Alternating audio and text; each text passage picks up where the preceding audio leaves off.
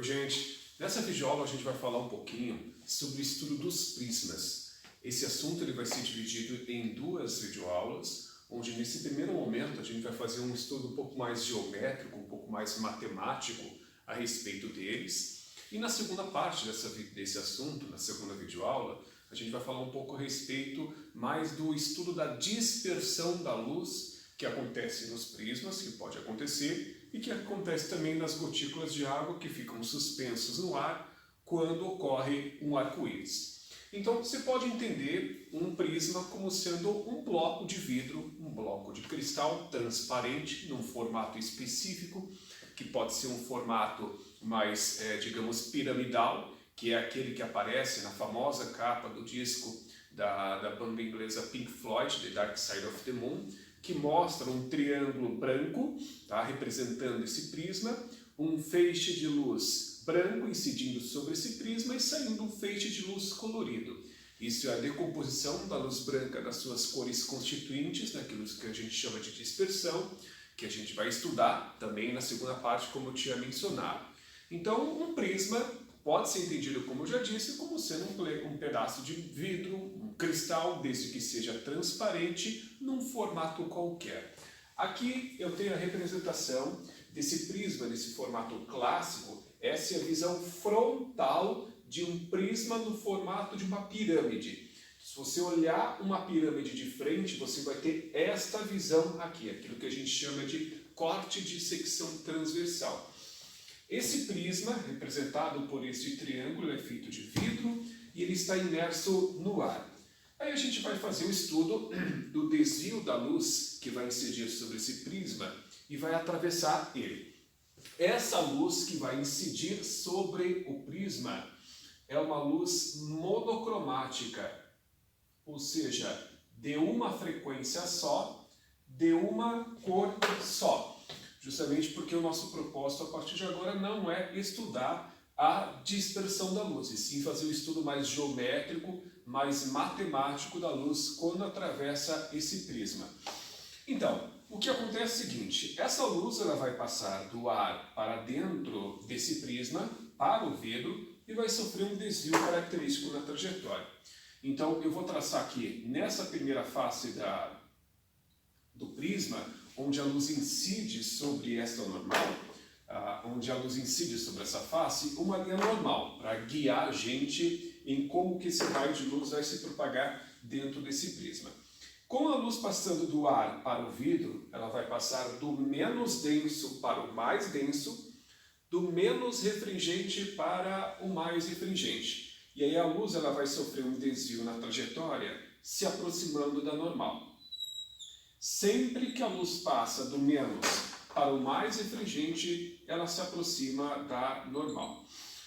Pois bem, aí o que vai acontecer? Quando a luz chegar nessa segunda face aqui do prisma, eu vou traçar a minha linha normal, tá? Novamente, ela vai estar passando agora do prisma para o ar, do mais para o menos denso, do meio mais refringente para o meio menos refringente. Ela tende a se afastar da normal.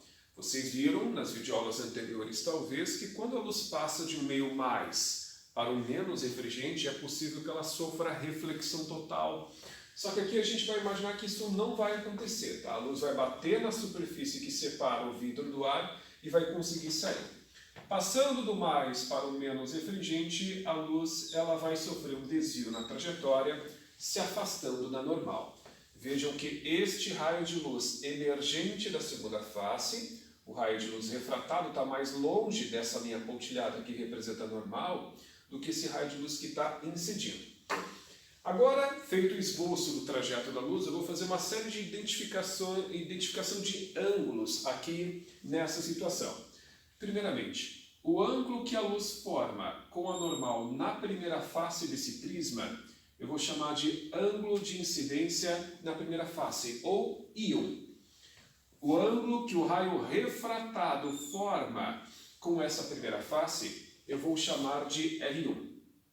Então vamos lá, não vamos se perder. I1 é o ângulo de incidência na primeira face, R1 é o ângulo de refração na primeira face. A luz vai chegar na segunda face aqui do prisma formando com a normal um determinado ângulo, ângulo esse que eu vou chamar de I2, o ângulo de incidência na segunda face. E a luz vai sair dessa segunda face, formando com a normal um determinado ângulo de refração, que eu vou representar aqui por R2. Então, ângulo de incidência na segunda face, ângulo de refração na segunda face desse prisma. Agora observem, este ângulo aqui de cima, no vértice superior desse corte, desse prisma, ele recebe uma denominação especial. Este ângulo no vértice superior, ele é chamado de ângulo de abertura ou de refringência. Não, é só ângulo de abertura mesmo. Ângulo de abertura. Estou me confundindo aqui. Ângulo de abertura. O ângulo formado nesse vértice superior. Agora veja só. Se o raio de luz que está vindo do ar, chegando no prisma, não tivesse encontrado essa o prisma na frente, convenhamos, esse raio de luz teria seguido por este caminho aqui, né? Esse seria o caminho seguido pelo raio de luz, caso não tivesse encontrado o prisma na frente. Agora veja, se o raio de luz não tivesse vindo do prisma, ele teria vindo segundo esta direção aqui, ó. Então, esta representa a direção que a luz seguiria caso não tivesse encontrado o prisma na frente. E esta é a direção que o raio de luz emergente na segunda face tem quando termina de atravessar esse prisma. Então, vejam que a luz, ao invés de seguir por esta direção, quando termina de atravessar o prisma, segue por essa outra direção aqui. Isso significa que ela sofreu um determinado desvio, que a gente chama de desvio angular, aqui representado pela letra grega delta. O delta, mais uma vez, representa o desvio angular. O desvio angular representa o quanto que a luz foi tirada da sua trajetória original quando terminou de atravessar esse prisma. Eu insisto nisso. Se a luz não tivesse encontrado o prisma na frente, ela teria seguido por esse caminho, mas seguiu por esse caminho quando terminou de atravessar o prisma.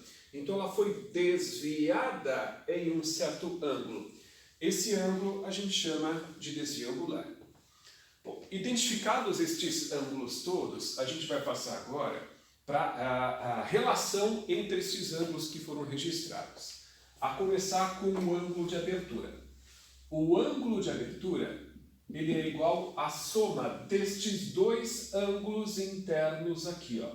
O ângulo de abertura é igual a R1 mais o I2.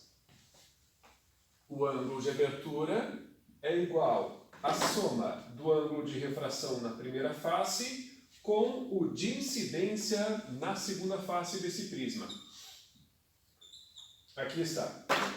Pois bem, e o desvio angular? O desvio angular, que a gente representa pela letra delta, é igual à soma destes dois ângulos de fora, é igual à soma de I1 mais R2 menos o ângulo de abertura. Esta é a relação entre estes ângulos todos que foram aí registrados. Ok? Então, eu criei uma espécie de macete aqui para mim mesmo, né?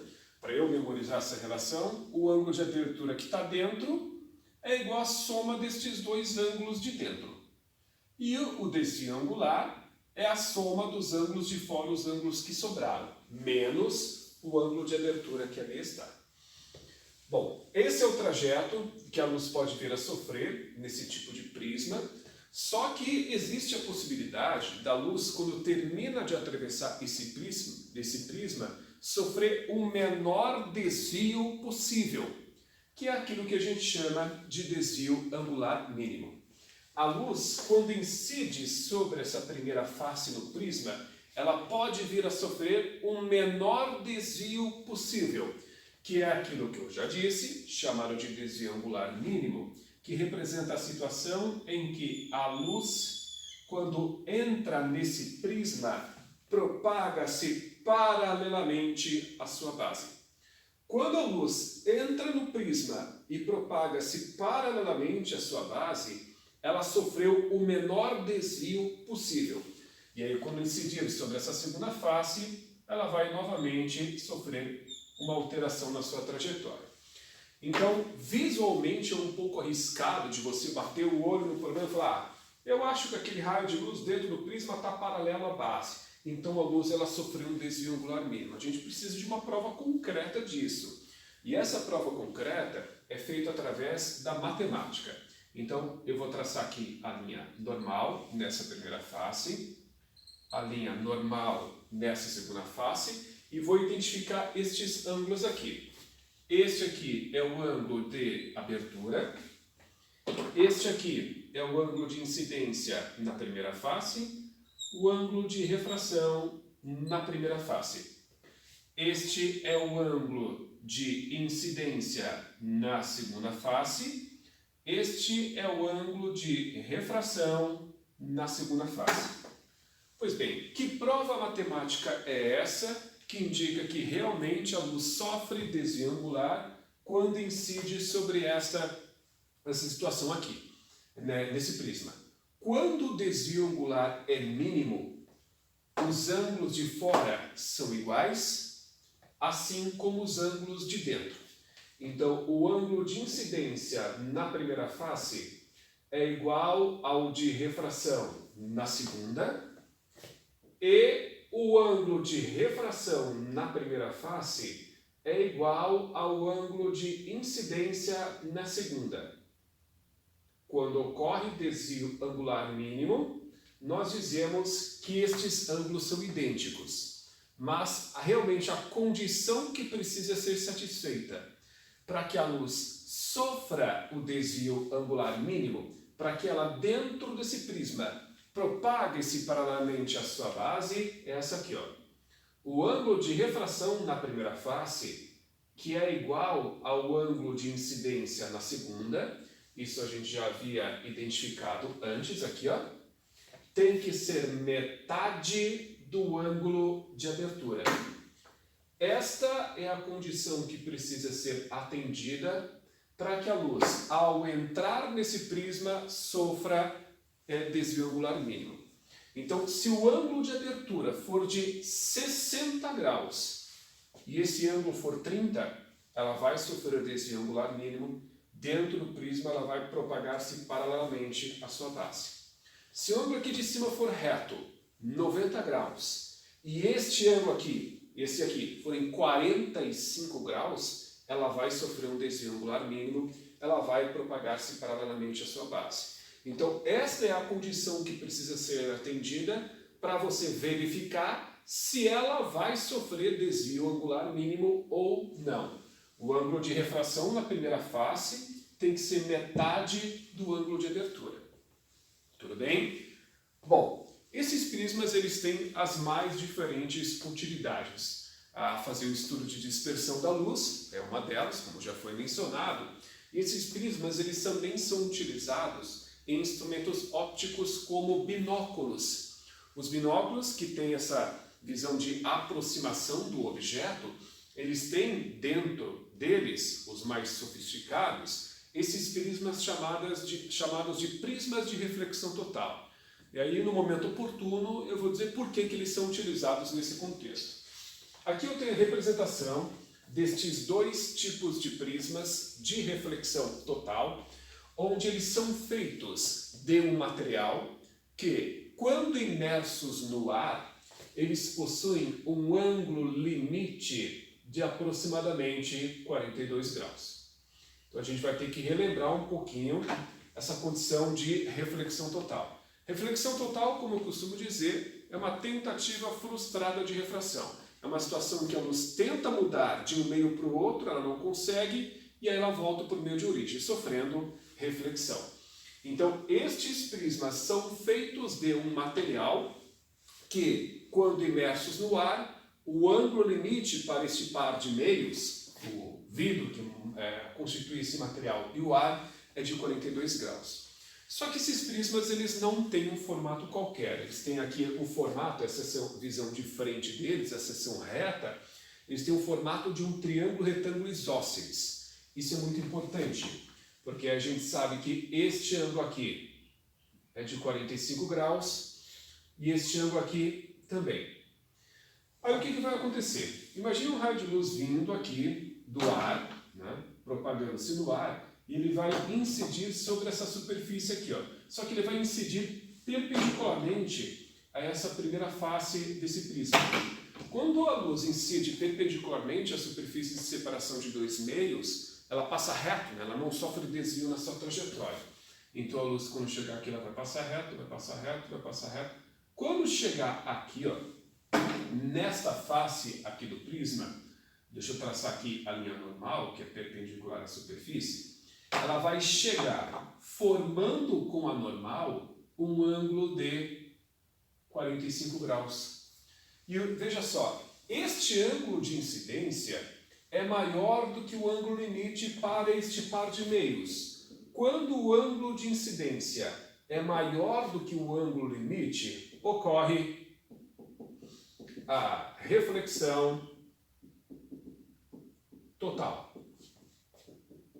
Então, a luz vai chegar nessa face aqui do prisma, não vai conseguir voltar para o ar, vai sofrer reflexão, e a reflexão que ela vai sofrer vai respeitar as leis da reflexão. O ângulo de reflexão, aqui com a normal, vai ser de 45 graus.